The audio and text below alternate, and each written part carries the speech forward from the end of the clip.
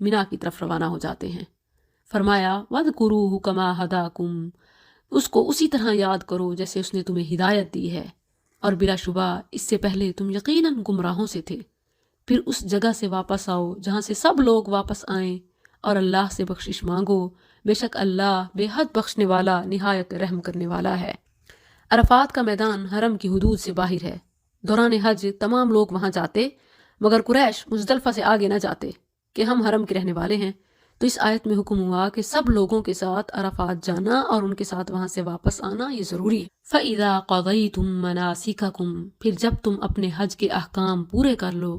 تو اللہ کو یاد کرو اپنے باپ دادا کو تمہارے یاد کرنے کی طرح، بلکہ اس سے بڑھ کر یاد کرنا۔ پھر لوگوں میں سے کوئی تو وہ ہے جو کہتا ہے اے ہمارے رب ہمیں دنیا میں دے دے اور آخرت میں اس کا کوئی حصہ نہیں، اور ان میں سے کوئی وہ ہے جو کہتا ہے ربنا آتنا فی الدنیا حسنہ وفی الآخرۃ حسنہ وقنا عذاب النار۔ رسول اللہ صلی اللہ علیہ وسلم دوران طواف اور اکثر اوقات یہی دعا پڑھا کرتے تھے، اس لحاظ سے اسے رسول اللہ صلی اللہ علیہ وسلم کی پسندیدہ دعا قرار دیا جاتا ہے،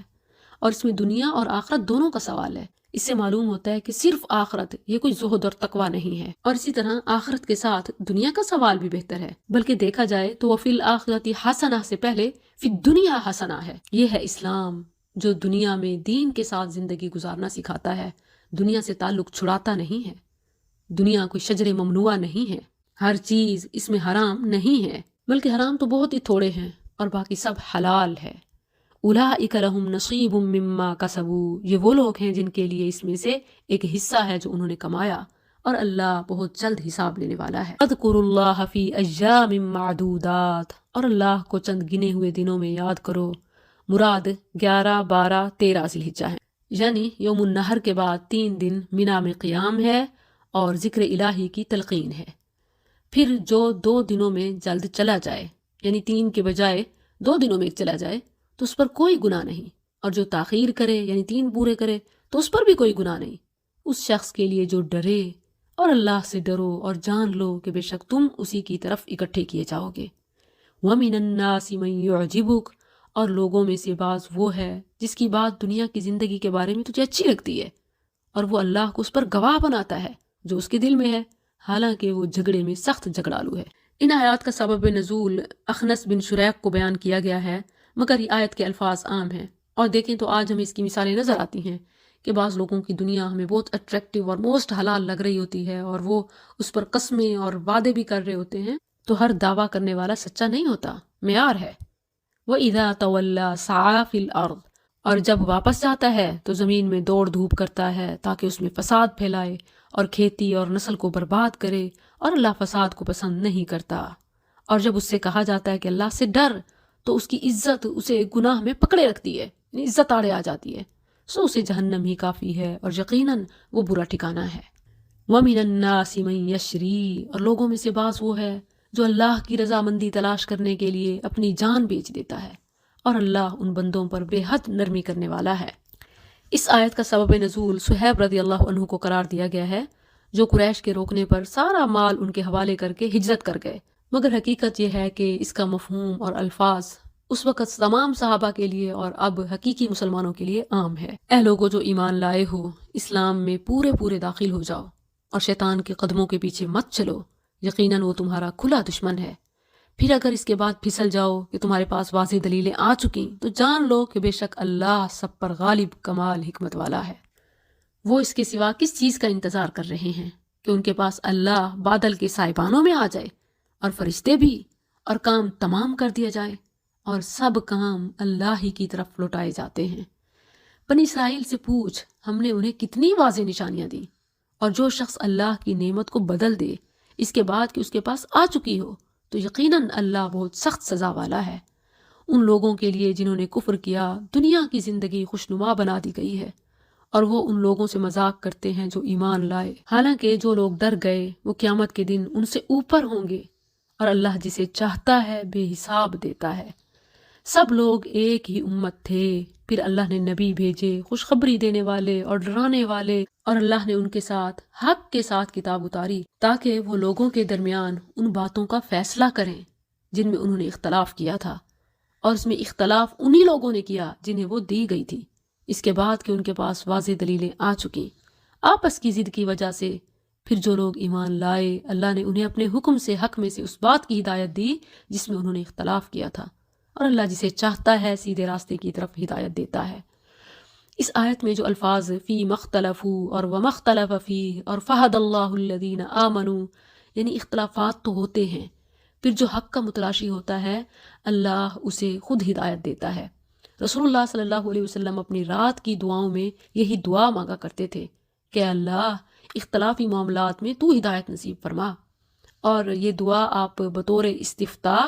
یعنی جب آپ تہجد شروع کرتے تو اللہ اکبر کے بعد اس دعا کو پڑھتے، یا اسی طرح اس سے پہلے بھی پڑھی جا سکتی ہے۔ دعا کون سی ہے؟ اللہم رب جبرائیل و میکائیل و اسرافیل فاطر السماوات والارض عالم الغیب والشہادہ انت تحکم بین عبادک فیما کانوا فیہ یختلفون اہدنی لما اختلف فیہ من الحق بإذنک انک تہدی من تشاء الی صراط مستقیم۔ آیت کے الفاظ اور دعا کے الفاظ تقریباً ایک جیسے ہیں۔ ام حسبتم ان تدخلوا الجنہ، یا تم نے گمان کر رکھا ہے کہ تم جنت میں داخل ہو جاؤ گے، حالانکہ ابھی تک تم پر ان لوگوں جیسی حالت نہیں آئی جو تم سے پہلے تھے، انہیں تنگی اور تکلیف پہنچی اور وہ سخت ہلائے گئے، یہاں تک کہ وہ رسول اور جو لوگ اس کے ساتھ ایمان لائے تھے کہہ اٹھے اللہ کی مدد کب ہوگی، سن لو بے شک اللہ کی مدد قریب ہے۔ تو جب نبیوں کا اتنا امتحان ہوا، ولیوں کے اتنے امتحان ہوئے، تو ہم کون سی چیز ہیں؟ اور امتحان تو نیکوکاروں کے ہوتے ہیں، نا اہل امتحان میں نہیں بیٹھتے۔ یسألونک ماذا ینفقون، وہ تجھ سے پوچھتے ہیں کیا چیز خرچ کریں، کہہ دے تم خیر میں سے جو بھی خرچ کرو سو وہ ماں باپ اور زیادہ قرابت والوں اور یتیموں اور مسکینوں اور مسافر کے لیے ہے، اور تم نیکی میں سے جو کچھ بھی خرچ کرو گے تو بے شک اللہ اسے خوب جاننے والا ہے۔ کتب علیکم القتال، تم پر لڑنا لکھ دیا گیا ہے، حالانکہ وہ تمہیں سراسر ناپسند ہے، اور ہو سکتا ہے کہ تم ایک چیز کو ناپسند کرو اور وہ تمہارے لیے بہتر ہو، اور ہو سکتا ہے کہ تم ایک چیز کو پسند کرو اور وہ تمہارے لیے بری ہو، اور اللہ جانتا ہے تم نہیں جانتے۔ وہ تجھ سے حرمت والے مہینے کے متعلق اس میں لڑنے کے بارے میں پوچھتے ہیں، کہہ دے اس میں لڑنا بہت بڑا ہے، اور اللہ کے راستے سے روکنا اور اس سے کفر کرنا اور مسجد حرام سے روکنا اور اس کے رہنے والوں کو اس سے نکالنا اللہ کے نزدیک اس سے زیادہ بڑا ہے، اور فتنہ قتل سے زیادہ بڑا ہے، اور وہ تم سے ہمیشہ لڑتے رہیں گے یہاں تک کہ تمہیں دین سے پھیر دیں کر سکیں، اور تم میں سے جو اپنے دین سے پھر جائے پھر اس حال میں مرے کہ وہ کافر ہو تو یہ وہ لوگ ہیں جن کے اعمال دنیا اور آخرت میں ضائع ہو گئے، اور یہی لوگ آگ والے ہیں، وہ اس میں ہمیشہ رہنے والے ہیں۔ اب بھی دیکھیں تو اسلامو فوبیا صرف اسی بات پر کیا جاتا ہے کہ اس میں تو جہاد کیا جاتے ہیں، اس میں تو قتال کیا جاتے ہیں، یہ نظر نہیں آتا کہ خود فتنہ اور فساد مچائے ہوئے ہیں، تبھی تو جہاد اور قتال ہے۔ ان الذین آمنوا والذین ہاجروا، بے شک جو لوگ ایمان لائے اور انہوں نے ہجرت کی اور اللہ کے راستے میں جہاد کیا، وہی اللہ کی رحمت کی امید رکھتے ہیں۔ یعنی ایمان، ہجرت اور جہاد ایسے اعمال ہیں جن کے نتیجے میں دل کے اندر اللہ کی رحمت کی امید پیدا ہوتی ہے۔ جن لوگوں کا دامن ان سے خالی ہو وہ لاکھ اللہ کی رحمت کی امید کا دعویٰ کریں، حقیقت میں ان کے دل کے اندر رحمت کی امید پیدا نہیں ہوتی۔ کتنے ہی عبادتیں کرنے والے ہیں جو عبادت کا مزہ نہیں چکھتے۔ جو میں سر بسجدہ ہوا کبھی تو زمین سے آنے لگی صدا، تیرا دل تو ہے صنم آشنا، تجھے کیا ملے گا نماز میں۔ رحمت کا حقدار بننے کے لیے کام بھی کرنے پڑتے ہیں۔ واللہ غفور الرحیم، اور اللہ بے حد بخشنے والا نہایت رحم والا ہے۔ تجھ سے شراب اور جوئے کے متعلق پوچھتے ہیں، کہہ دے ان دونوں میں بہت بڑا گناہ ہے، اور لوگوں کے لیے کچھ فائدے ہیں، اور ان دونوں کا گناہ ان کے فائدے سے بڑا ہے۔ یہ حرمت شراب اور حرمت جوئے کی ابتدائی آیات ہیں کہ جس میں حرمت کا اشارہ موجود ہے، پھر بعد میں اگلی آیات آپ پڑھیں گے کہ جس میں قطعی حکم آ گیا۔ وَيَسْأَلُونَكَ مَاذَا يُنْفِقُونَ، اور وہ تجھ سے پوچھتے ہیں کیا چیز خرچ کریں، کہہ دے جو بہترین ہو۔ اس طرح اللہ تمہارے لیے کھول کر آیات بیان کرتا ہے تاکہ تم غور و فکر کرو، فی الدنیا والآخرہ، دنیا اور آخرت کے بارے میں۔ اور وہ تجھ سے یتیموں کے متعلق پوچھتے ہیں، کہہ دے ان کے لیے کچھ نہ کچھ سنوارتے رہنا بہتر ہے، اور اگر تم انہیں ساتھ ملا لو تو تمہارے بھائی ہیں، اور اللہ بگاڑنے والوں کو سنوارنے والے سے جانتا ہے، اور اگر اللہ چاہتا تو تمہیں ضرور مشقت میں ڈال دیتا، بے شک اللہ سب پر غالب کمال حکمت والا ہے۔ اور مشرک عورتوں سے نکاح نہ کرو یہاں تک کہ وہ ایمان لے آئیں، اور یقیناً ایک مومن لونڈی کسی بھی مشرک عورت سے بہتر ہے،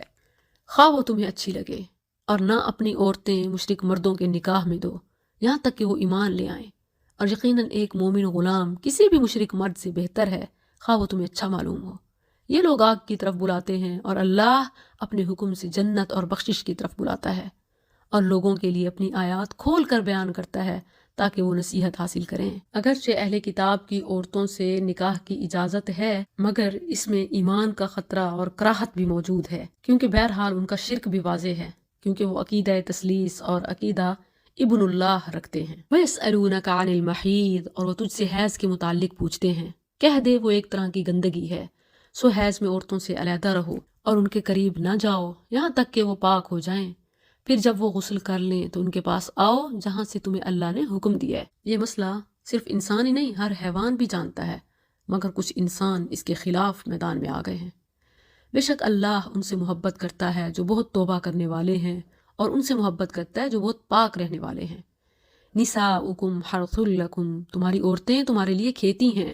سو اپنی کھیتی میں جس طرح چاہو آؤ، اور اپنے لیے آگے سامان بھیجو، اور اللہ سے ڈرو اور جان لو کہ یقیناً تم اس سے ملنے والے ہو، اور ایمان والوں کو خوشخبری دے دے، اور اللہ کو اپنی قسموں کا نشانہ نہ بناؤ، اس سے بچنے کے لیے کہ تم نیکی کرو اور گناہوں سے بچو، اور لوگوں کے درمیان اصلاح کرو، اور اللہ سب کچھ سننے والا سب کچھ جاننے والا ہے۔ اللہ تمہیں تمہاری قسموں میں لغو پر نہیں پکڑتا، بلکہ تمہیں اس پر پکڑتا ہے جو تمہارے دلوں نے کمایا،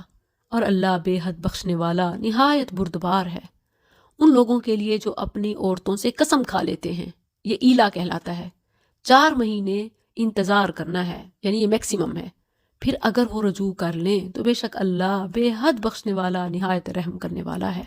اور اگر طلاق کا پختہ ارادہ کر لیں تو بے شک اللہ سب کچھ سننے والا سب کچھ جاننے والا ہے۔ اور وہ عورتیں جنہیں طلاق دی گئی ہے اپنے آپ کو 3 حیض تک انتظار میں رکھیں، اور ان کے لیے حلال نہیں کہ وہ چیز چھپائیں جو اللہ نے ان کے رحموں میں پیدا کی ہے، اگر وہ اللہ اور یوم آخرت پر ایمان رکھتی ہیں، اور ان کے خاوند اس مدت میں انہیں واپس لینے کے زیادہ حقدار ہیں۔ مرد کو رجوع کا پورا حق ہے اگر وہ معاملہ درست کرنے کا ارادہ رکھتے ہوں، اور معروف کے مطابق ان عورتوں کے لیے اسی طرح حق ہے جیسے ان کے اوپر حق ہے، اور مردوں کو ان پر ایک درجہ حاصل ہے، اور اللہ سب پر غالب کمال حکمت والا ہے۔ اس نے اپنی حکمت سے دونوں کے لیے رسپانسبلٹیز اور پریولیجز مقرر کر دیے۔ اگر حقوق ہیں تو فرائض بھی ہیں، مردوں کے حقوق ہیں تو ان پر فرائض بھی ہیں، اسی طرح جیسے عورتوں کے حقوق ہیں اور فرائض بھی ہیں۔ الطلاق مرتان، یہ طلاق رجعی 2 بار ہے، پھر یا تو اچھے طریقے سے رکھ لینا ہے یا نیکی کے ساتھ چھوڑ دینا ہے، اور تمہارے لیے حلال نہیں کہ اس میں سے جو تم نے انہیں دیا ہے کچھ بھی لو، مگر یہ کہ وہ دونوں ڈریں کہ وہ اللہ کی حدیں قائم نہیں رکھیں گے۔ پھر اگر تم ڈرو کہ وہ دونوں اللہ کی حدیں قائم نہیں رکھیں گے تو ان دونوں پر اس میں کوئی گناہ نہیں جو عورت اپنی جان چھڑانے کے بدلے میں دے دے، یہ اللہ کی حدیں ہیں، سو ان سے آگے مت بڑھو، اور جو اللہ کی حدوں سے آگے بڑھے گا تو یہی لوگ ظالم ہیں۔ پھر اگر وہ اسے تیسری طلاق دے دے تو اس کے بعد وہ اس کے لیے حلال نہیں ہوگی یہاں تک کہ اس کے علاوہ کسی اور خامن سے نکاح کرے، اور یہ بائی چانس ہے، بائی پلاننگ نہیں۔ پھر اگر وہ اسے طلاق دے دے تو پہلے دونوں پر کوئی گناہ نہیں کہ دونوں آپس میں رجوع کر لیں، اگر سمجھیں کہ اللہ کی حدیں قائم رکھیں گے، اور یہ اللہ کی حدیں ہیں وہ انہیں ان لوگوں کے لیے کھول کر بیان کرتا ہے جو جانتے ہیں۔ اور جب تم عورتوں کو طلاق دو بس وہ اپنی عدت کو پہنچ جائیں تو انہیں اچھے طریقے سے رکھ لو یا انہیں اچھے طریقے سے چھوڑ دو، اور انہیں تکلیف دینے کے لیے نہ روکے رکھو تاکہ ان پر زیادتی کرو، اور جو ایسا کرے سو بلا شبہ اس نے اپنی جان پر ظلم کیا۔ اور اللہ کی آیات کو مذاق نہ بناؤ، اور اپنے آپ پر اللہ کی نعمت یاد کرو، اور اس کو بھی جو اس نے کتاب و حکمت سے تم پر نازل کیا ہے، وہ تمہیں اس کے ساتھ نصیحت کرتا ہے، اور اللہ